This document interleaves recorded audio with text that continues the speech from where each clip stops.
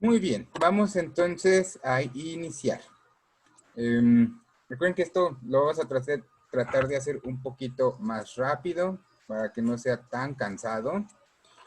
Ya sé que esto de estar frente a la computadora y nada más escuchar a una persona hablar y que no tiene buenos chistes, se hace cansado.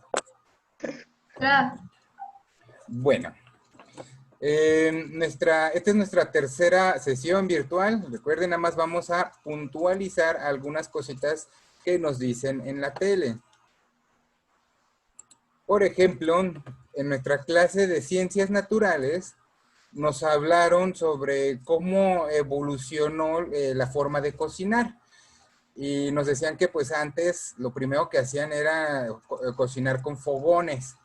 Y que si querían más calor o menos calor, pues lo único que hacían era subir más una olla o bajarla, ¿verdad? Pero era una simple fogata y nada más subían o bajaban la olla para saber si querían más calor o menos calor.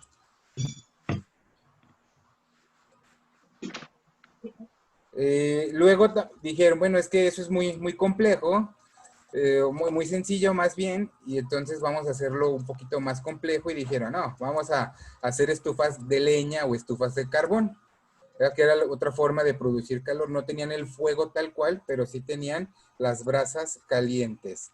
Entonces, esa era otra forma de calentar la cocina, ¿sí? Con el carbón. Ahorita pues es mucho más fácil. Sí, ahorita ya nada más funcionan con gas, la prendemos y controlamos el calor con la perilla. Bueno, si se fijan en la imagen, hay una pequeña evolución. Es la fogata, la estufa de leña y luego ya la estufa de carbón. Luego la estufa eléctrica, ¿sí? Que dijeron, vamos a cocinar con electricidad. Esa estufa eléctrica no es como las de ahorita, que son eléctricas. Luego las de gas, que es como la que hay en la mayoría de las casas, y ya ahorita se están haciendo muy famosas las estufas de inducción, ¿sí? Y lo que tienen las estufas de inducción, aunque también usan electricidad, es que utilizan principalmente el magnetismo. Utilizando la electricidad, hacen un campo magnético que calienta.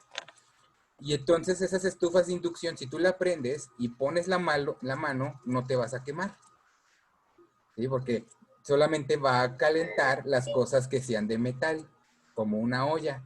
Entonces tú prendes la estufa de inducción y no te quemas. Cuando pongas la olla es lo que se va a calentar porque funciona por magnetismo. Y así va cambiando la forma de producir calor. Si recordamos la clase pasada, hablábamos de cómo producíamos electricidad. Yo les comentaba que también producían calor para calentar agua y que el vapor moviera un ventilador y el ventilador generara electricidad a forma sencilla. Y que la forma de producir calor para calentar el agua podía ser por radiación, podía ser quemando gasolina, ¿sí? Podía ser por radiación, quemando gasolina, con la energía geotérmica, con el calor de la tierra. Bueno. Y estas formas no solamente es en la cocina, ¿eh? Si ven la foto que ahora les pongo, ¿alguien sabe lo que es? ¿Una plancha? Una plancha, exactamente. ¿Y qué se imagina que iba adentro de la plancha? ¿Qué se imagina? ¿Agua, maestro? ¿Mande? ¿Agua caliente? No. Luego se oxidaba la plancha. ¿Sí? Le ponían carbón. Entonces calentaban el carbón y se lo ponían adentro de la plancha. Y así era como planchaban antes. Y entonces vean cómo va cambiando la forma en que producimos calor. Bueno. Otra clase que vimos era la de los refranes. No sé si ustedes ahí en su celular o en su computadora alcancen a leer, pero lo importante de la materia de los refranes es saber qué dicen más allá. Que el refrán nos da una enseñanza más allá de las propias palabras. Ejemplo, al que madruga, Dios lo ayuda. De forma directa, De forma directa, diríamos, los podríamos explicar como levantarse más temprano para aprovechar el día. Es lo que nos quiere decir el refrán. Al que madruga Dios lo ayuda, que hay que levantarse temprano para aprovechar el día. Pero,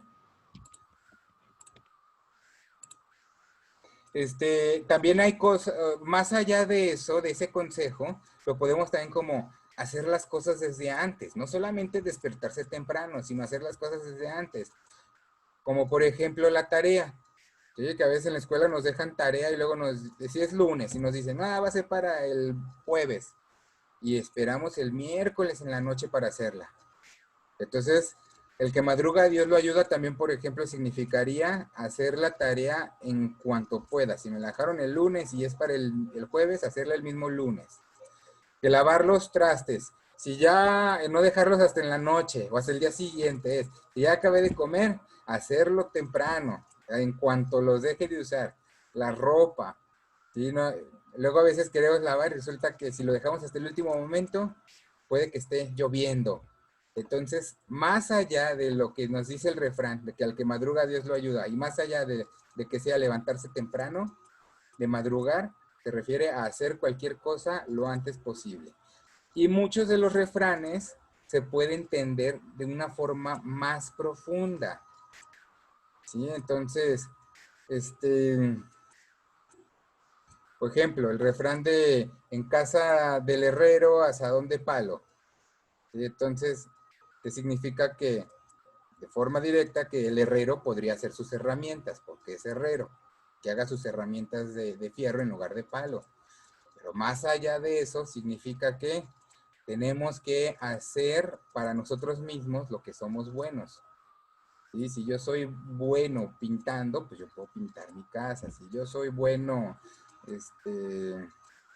construyendo algo, pues aparte de dedicarme a eso, por ejemplo, si yo soy un buen carpintero, aparte de poner mi negocio de carpintería, pues también en mi casa hacer los trabajos de carpintería para mí. Bueno, eso es lo que les decía la materia de español. ¿Algún refrán que ustedes digan, este me gustó mucho? ¿No? Maestro, Mande. el de el que siembra vientos de tempestad. No, el que siembra vientos cosecha tempestades. Exactamente. ¿Qué significa? Que el que siembra, ese se refiere a los conflictos, significa, el que dice un pequeño comentario negativo va a hacer que se vuelva toda una gran problemática. Y entonces por eso el refrán nos dice, más allá de que sembrar vientos y que eso se convierte en tempestad, nos dice que, por ejemplo, si hay cosas que pueden herir a alguien, aunque sean chiquitas, no hay que decirlas, porque se pueden volver problemas muy, muy grandes. Muy bien, Diego. ¿Qué otra clase se vio?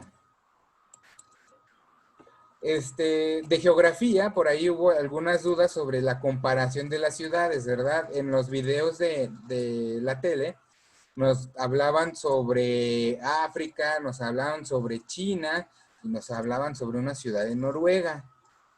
Y vimos que, por ejemplo, en Noruega tienen muy buenos salarios las personas y casi no hay pobreza, ¿verdad? Y luego aquí en México decimos, híjole, pues aquí en México son bajos los salarios y hay pobreza. Y luego nos mostraban China y decían, no, pues hay tanta contaminación que hasta los coches chocan porque no alcanzan a ver al coche de enfrente debido a todo el humo de contaminación.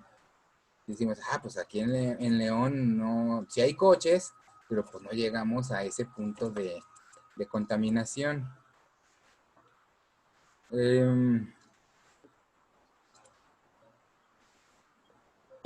Ok, entonces,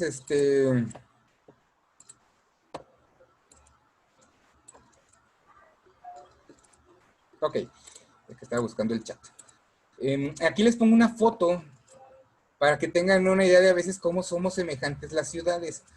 Esta foto es un baño que generalmente van a encontrar en Europa, en algunas partes de Francia o en algunas partes o todavía de España, Alemania.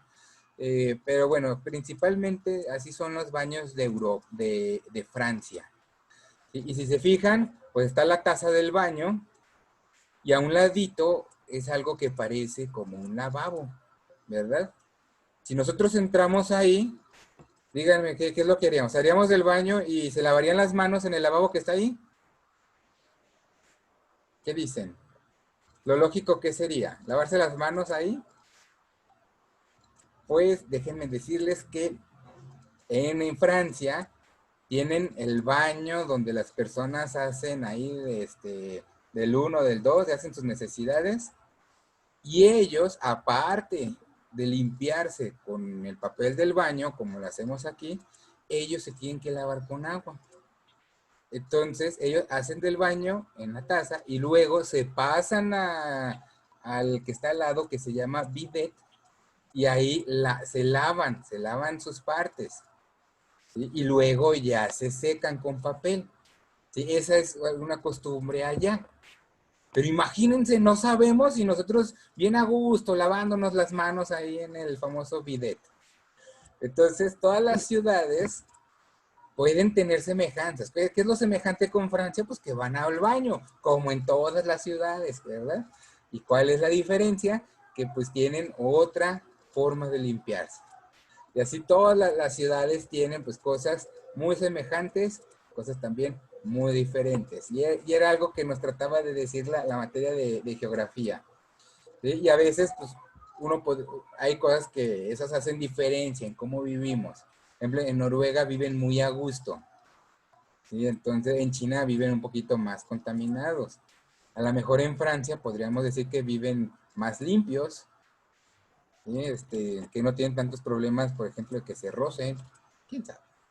Pero, ¿qué otra clase vimos? En matemáticas vimos las sucesiones compuestas. De repente, algunas cosas, algunos conceptos de matemáticas es difícil llevarlos a la realidad. Y eso es lo importante de las matemáticas, ¿sí? Todas las matemáticas es importante saber en nuestra vida diaria cómo las podemos aplicar. Entonces yo les pongo un ejemplo práctico, ¿sí? Imagínense que tenemos un negocio que fabrica trailers de juguetes como el que se ve en la foto. Y ahí pues vamos a tener una sucesión compuesta. Cuando hagamos el trailer 1, va a ocupar 10 llantas. Para fabricar ese trailercito de juguete que está en la foto, vamos a ocupar 10 llantas. Y vamos a ocupar 6 coches. Significa que en el segundo trailer que hagamos, ya vamos a llevar 20 llantas, las 10 del pasado y las 10 del trailer 2. Y 12 coches. Igual, con cada trailer que hagamos, vamos a necesitar más llantas. Haber necesitado más llantas. ¿Sí? 30 llantas y 18 coches. Entonces, eso es una serie compuesta. Si la ponemos de forma lineal, ahí se las pongo, serían 10, 6, 20, 12, 30, 18. Y luego seguiría 40, 40, 24, 50, 30. Seguiría aquí la serie compuesta. Y entonces, si nos fijamos, podemos poner esta misma situación en cualquier negocio que tengamos. Que construimos televisiones, por ejemplo, a lo mejor vamos a ocupar, no sé, 12 tornillos de un tamaño y 14 gomas para amortiguar golpes. O 14 botones, no sé. Para todo lo que se quiera producir vamos a tener que usar las series compuestas. Bueno. ¿Mande? ¿Nadie tenía una duda? Ok. Entonces, de matemáticas, por ejemplo, nos ponían ahí los dibujitos, les ponía yo unos dibujitos en unos ejercicios, pero también se ponía el ejemplo de una ventana, que eran las ventanas que es una y los marcos que son 4. Entonces, si quisiéramos hacer tantas ventanas, teníamos que ver cuántos vidrios ocupábamos y cuántos marcos. Y empezaban las series compuestas. Bueno, ¿qué otra materia vimos? En español vimos los textos de divulgación científica. Y lo importante de ese tema, sí, por ejemplo, nos pusieron un video de un maíz, ¿se acuerdan? ¿Qué característica especial tenía ese maíz? ¿Alguien que quería decir, que quiera participar? ¿Recuerda el video sobre ese Maestro, maíz? Dime, Diego. soltaba, si se lo comían los gusanos, soltaba toxina. Exactamente, estaba modificado de tal manera que era tóxico para los gusanos. ¿Sí? Y entonces resulta que todo eso se sabe porque alguien hizo el descubrimiento y alguien lo escribió, y entonces al escribirlo alguien más lo lee y dice, ah, sí, cierto, y ahora yo voy a aportar otra cosa diferente. ¿Sí? Los textos de divulgación científica sirven para que los descubrimientos lo conozcan las demás personas y que las demás personas hagan más descubrimientos en base a eso que ya leyeron y lo escriban. Y entonces así se hace una cadenita sobre los avances científicos que hay. ¿Sí? Entonces, y todo, por ejemplo, todo empezó así para modificar el maíz, todo empezó desde, ¿cómo podemos cambiarle el color a las manzanas? Antes las manzanas eran rojas y las manzanas verdes es porque alguien las modificó. Las manzanas verdes no estaban en la naturaleza. Alguien dijo, voy a hacer manzanas verdes porque me gusta el color verde, y empezó a investigar. Y alguien dijo, así como se modificaron esas manzanas, vamos a utilizar ese conocimiento, que ya lo leí, cómo lo hizo, y vamos a modificar el maíz. Y con el maíz, no, hombre, se hizo que los precios del maíz fueran más baratos. Si no existiera el maíz modificado, pues mucho maíz se echaría a perder por los gusanos o por los climas, y las tortillas costarían mucho más caras. Bueno, aquí en la imagen les pongo un ejemplo, ¿sí? De las vacunas. Si imagínate que alguien no haya escrito los conocimientos sobre las primeras vacunas, ¿sí? Que alguien haya inventado la primera vacuna, y no lo haya escrito. ¿Creen que hoy podríamos hacer una vacuna sobre el coronavirus? No, maestro. Pues no, exactamente. Sí, podemos hacer Ya vacunas. apenas Ajá, y tarda. De hecho, esta vacuna del coronavirus va a ser la vacuna más rápida que se vaya a hacer. ¿Sí? Se espera que tarde como un año en fabricarse. ¿Sí? Y otras vacunas pues han tardado 10 años, 7 años. Es porque se basan en que alguien inventó la primera vacuna, escribió cómo lo hizo, y los demás dicen, vamos a utilizar eso que escribió, ya vi cómo lo hizo, ya lo leí, y vamos a inventar una nueva vacuna. Ese es el objetivo de los textos de divulgación científica. De tal manera que si ustedes inventan algo o hacen algo, ustedes pueden empezar a escribir cómo lo hicieron. ¿Sí? Hasta cosas tan sencillas. ¿Sí? Como, se me descompuso mi celular. ¿Cómo lo hice para repararlo? Que lo reparé. Pues voy a escribir cómo lo hice para repararlo, y eso le va a servir a alguien más. ¿Qué otra clase vimos? De matemáticas, el día de hoy vimos los cuerpos geométricos. Ahí se borró, no se alcanza el título, pero vimos los cuerpos geométricos y cómo partían de figuras planas. Toda figura plana la puedes extender y hacer un cuerpo. Por ejemplo, la primera las de arriba, todas son pirámides, y las de abajo se llaman prismas. Y tanto las de arriba como las de abajo parten de la misma figura. Por ejemplo, la primera es una pirámide triangular y abajo es un prisma triangular. Partieron de un triángulo en la base, nada más que en la pirámide terminaron en punta y en el prisma terminó con el triángulo. En la pirámide cuadrangular, que es la segunda, es un cuadrado en la base y termina con un pico en la punta. Y en el prisma cuadrangular es un cuadrado en la base y que termina con un cuadrado arriba.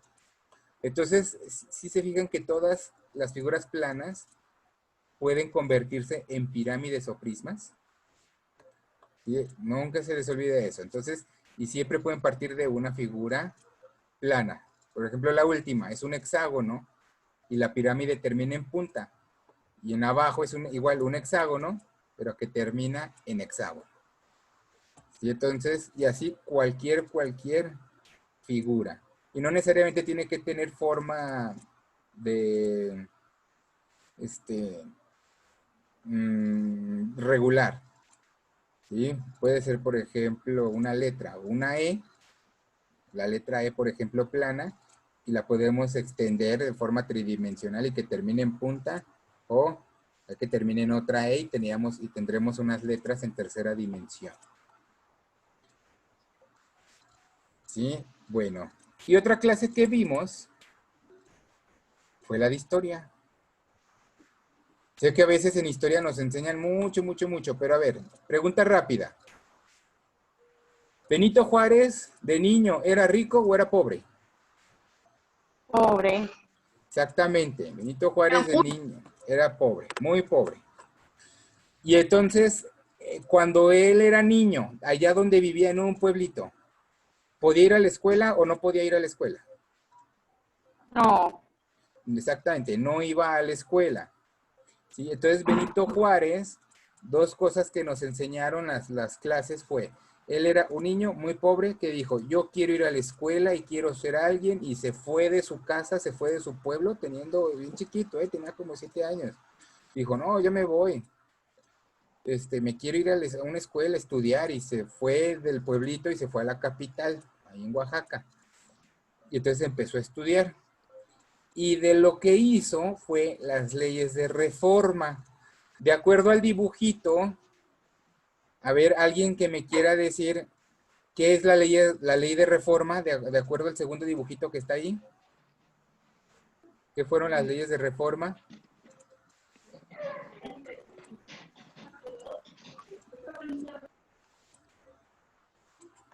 ¿No? A ver, Félix. A ver si tú me puedes decir en base al dibujito de qué trataban las leyes de reforma. Yo no recuerdo, profe. No, pero en base al dibujito, ¿cómo que crees? Alguien que diga el dibujito ahí que está tachado en rojo, ¿de qué creen ¿No que es? había iglesias? ¿Mande? ¿No había iglesias? No había iglesias, de hecho, había muchas iglesias y Benito Juárez estaba en contra de las iglesias. ¿Sí? A ver, déjenme lo pongo en el chat porque luego se me olvida el chat.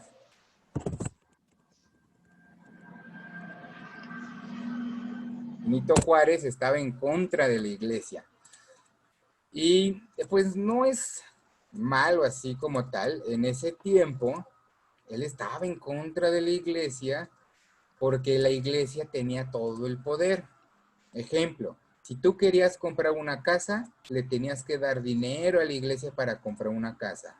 Si tú querías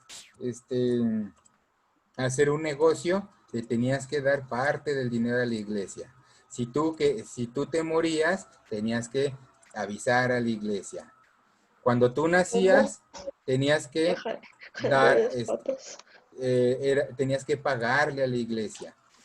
Entonces, muchas de las cosas que les digo que hacía la iglesia, pasa lo mismo, ¿eh? En la actualidad, si queremos hacer un negocio, tenemos que darle una parte al gobierno.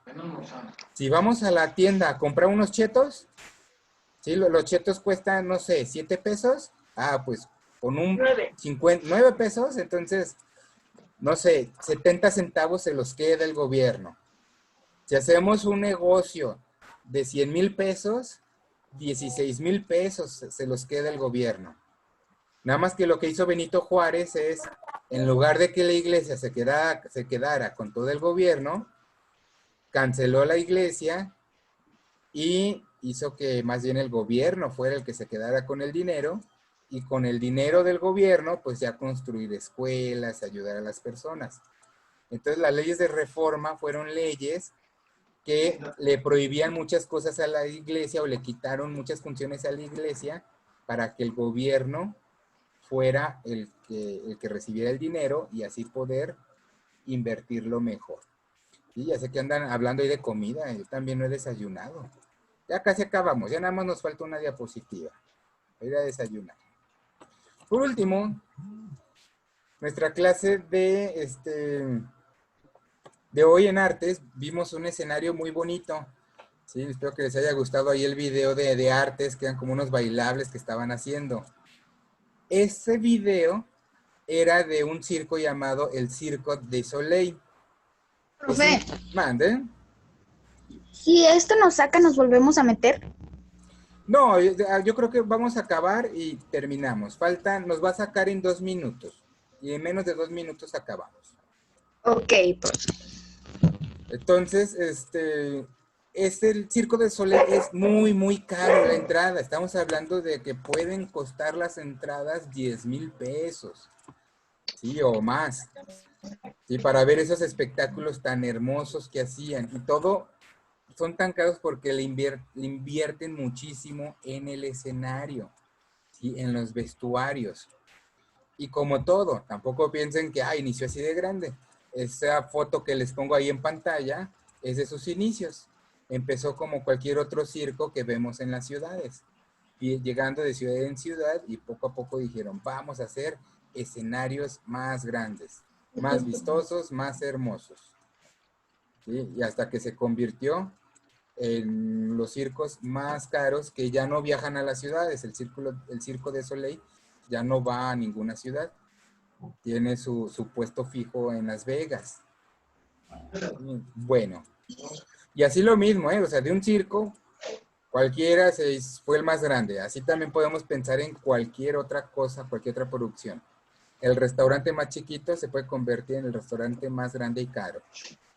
¿Sí? La tienda más chiquita de ropa se puede convertir en la tienda más grande y prestigiosa de ropa. ¿Dudas, preguntas, chicos? Ya hasta aquí le vamos a dejar. Cumplimos con media hora. Puntualizamos. Diego, levantaste la mano. ¿Qué pasó? Sí, maestro. ¿Mm? Pero, ¿por qué le invertían mucho al teatro? Pues para poder divertir más a las personas y ganar más dinero. Y al final en el teatro se gana también dinero. Y también está pasando ya ahorita, todavía